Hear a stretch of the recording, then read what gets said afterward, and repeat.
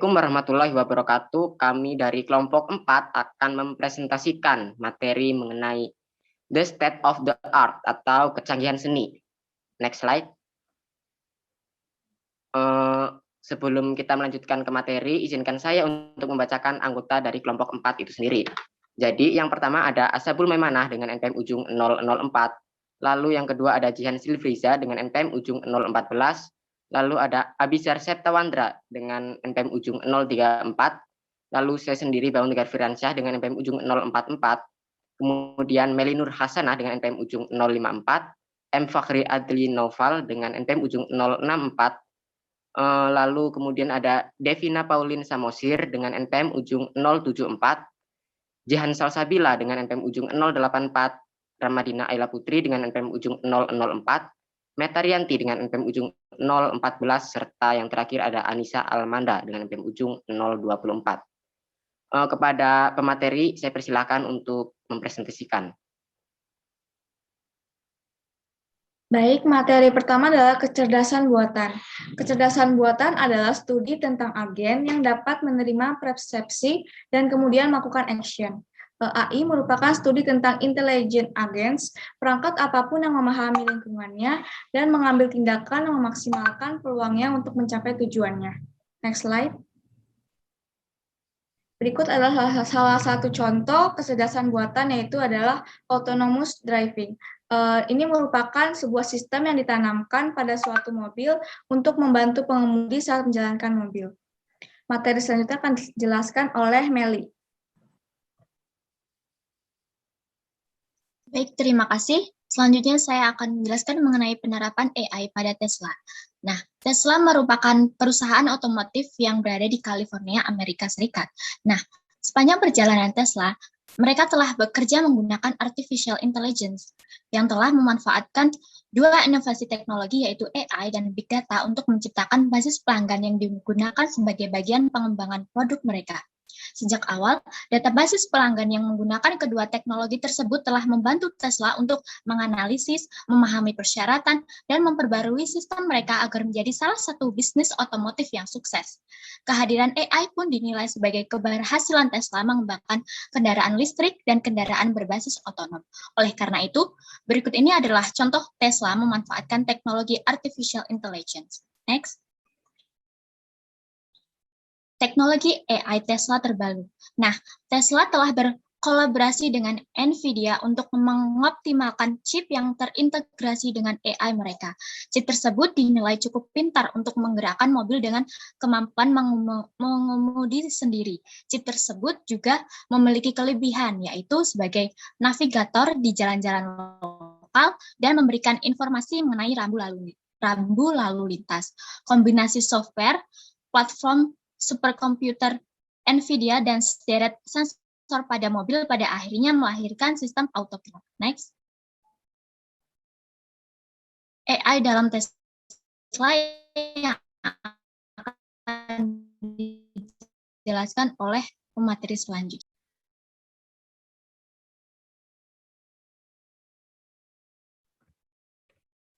Sistem kecerdasan buatan Tesla yang pertama ada Adaptive Cruise Control atau ACC. ACC memungkinkan kendaraan berkecepatan stabil berdasarkan keinginan pengemudi.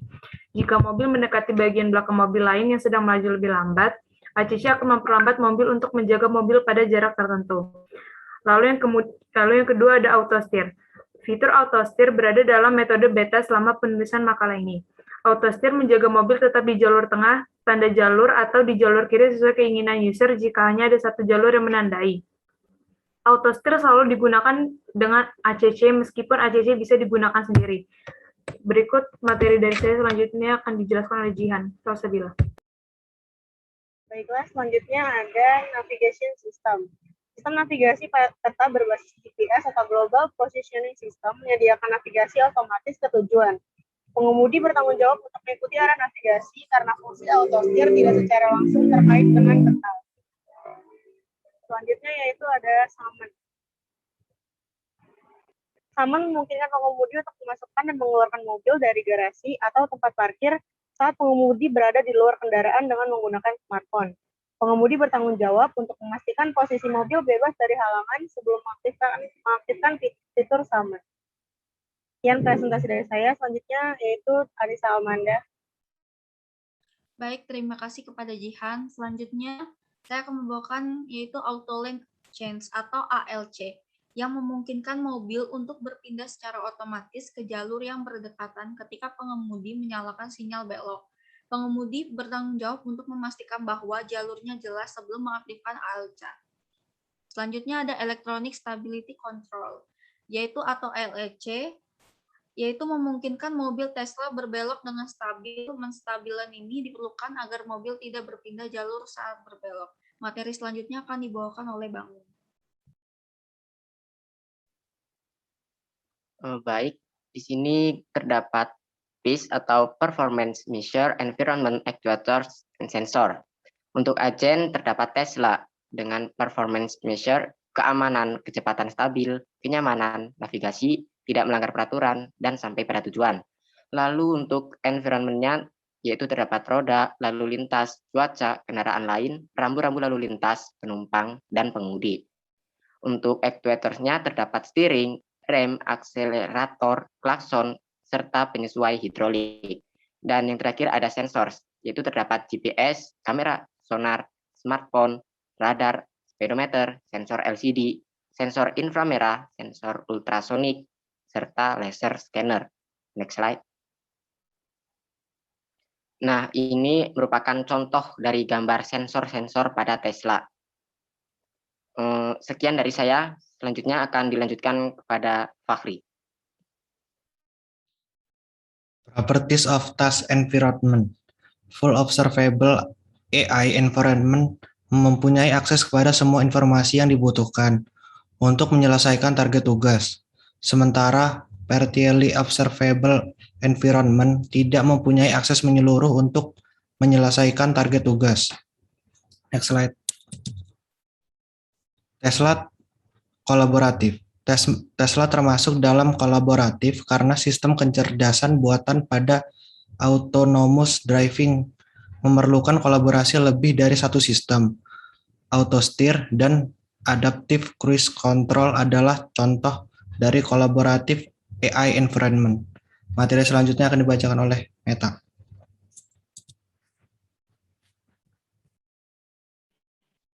Baiklah, materi selanjutnya Tesla pada static versus dynamic. Autonomous driving pada Tesla merupakan dinamik karena data yang digunakan untuk pendukung keputusan dalam sistemnya selalu berubah sesuai dengan lingkungan saat itu. Next slide.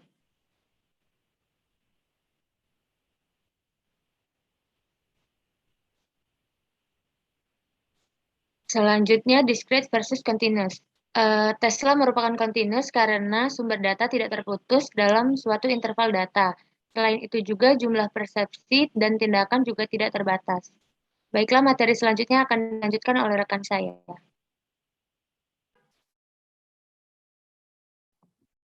Masa depan dari mobil self-driving. Self-driving ini sangat bergantung pada teknologi machine learning dan artificial intelligence.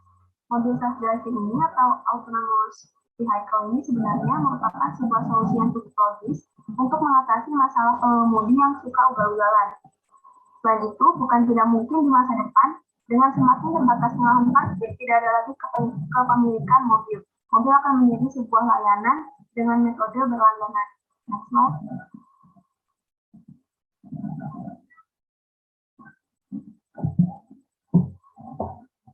Nah, dampaknya itu ada yang pertama memberikan kemudahan dan efisiensi dalam berkendara. Yang kedua, dengan munculnya Tesla ini, kompetitor itu di industri otomotif itu akan semakin bertambah atau meningkat sehingga persaingannya semakin ketat. Dan yang terakhir itu ada eksistensi supply itu akan terancam digantikan karena adanya self-driving. Selanjutnya akan disampaikan oleh rekan saya, Asabu. Baik, terima kasih kepada Jihan. Materi selanjutnya itu mengenai kasus yang akan saya jelaskan. Next slide. Berkaitan dengan kecanggihan seni, dalam kecerdasan buatan atau artificial intelligence tidak terlepaskan oleh kesenian berupa grafik, yang mana grafik ini merupakan bagian daripada kesenian bisa berupa gambar, bisa dilihat seperti gambar pada slide. Nah, pada kasus ini saya akan membahas sesuai dengan web yang berkaitan dengan bab ini. Saya mengambil dari aiindex.org. Mungkin next slide aja, langsung ke slide selanjutnya, satu lagi. Nah, dari grafik ini kita akan membahas dan menganalisis mengenai perbandingan wilayah dan analisis area fokus. Di sini kita bisa melihat investasi swasta di artificial intelligence dari beberapa negara ya, dari tahun 2020. Ada Amerika Serikat, Cina, Britania Raya, Israel, Kanada, Jerman, Prancis, India, Jepang, Singapura, dan Australia. Mungkin langsung aja ke analisisnya. Next slide. Nah, dalam perbandingan wilayah investasi ini, kita tadi sudah melihat dari gambar, Amerika Serikat tetap menjadi tujuan utama investasi swasta dengan pendanaan lebih dari 23,6 miliar USD pada tahun 2020, diikuti dengan Cina 9,9 miliar USD dan Inggris atau Britania Raya 1,9 miliar USD. Pemeriksaan lebih dekat terhadap 3 pesaing yang memimpin perlombaan, yaitu Amerika Serikat, Cina, dan Uni Eropa atau Britania Raya ya. Lebih lanjut, memvalidasi posisi dominan Amerika Serikat dalam investasi artificial intelligence swasta. Sementara Cina melihat jumlah investasi AI swasta yang sangat tinggi di tahun 2018. Tingkat investasinya pada tahun 2020 kurang dari setengah dari Amerika Serikat. Namun penting untuk dicatat bahwa Cina memiliki investasi publik yang kuat di artificial intelligence. Baik pemerintahan pusat dan daerah di Cina menghabiskan banyak uang untuk research and development artificial intelligence. Next slide, kita ke grafik yang selanjutnya, yaitu grafik tentang area fokus. Di sini ada membahas investasi mengenai obat-obatan, kanker, melukul, penemuan obat. Kita bisa lihat grafik untuk yang biru itu untuk tahun 2019 dan yang ungu untuk 2020. Mungkin kita bisa melihat ya sub-sub daripada grafik sendiri sesuai dengan slide. Langsung aja kita ke analisisnya untuk mempersingkat waktu. Nah, analisis area fokus menunjukkan peringkat 10 area fokus teratas yang menerima jumlah investasi swasta terbesar pada tahun 2020, serta jumlah investasi masing-masing pada tahun 2019, yaitu area drug, cancer, molekular, drug discovery, menempati urutan teratas dengan lebih dari 13,8 miliar USD dalam investasi artificial intelligence swasta, 4,5 kali lebih tinggi dari 2018. Mungkin ini hanya penjelasan mengenai area fokus dari grafik sebelumnya. Langsung saja kita menuju ke kesimpulan daripada kasus. Nah, kesimpulan dari kasus ini, kecerdasan seni dalam artificial intelligence atau kecerdasan buatan tidak terlepaskan dari mengembangkan hasil evaluasi data kualitatif ataupun kuantitatif menjadi data visual atau grafik yang mana dapat memudahkan para pengguna internal atau eksternal dalam bisnis yang tentunya dijalankan oleh kecerdasan buatan. Sumbernya sesuai dengan yang di buku, bahasan kasusnya yaitu dari Stanford University. Kalian bisa cari di aiindex.org. Terima kasih. Sekian presentasi dari kelompok kami. Saya kembalikan ke moderator. Baik, itulah tadi adalah presentasi dari kelompok 4, yaitu yang membahas tentang artificial intelligence mengenai kecerdasan seni. Mungkin sekian dari kami akhiri. Wassalamualaikum warahmatullahi wabarakatuh.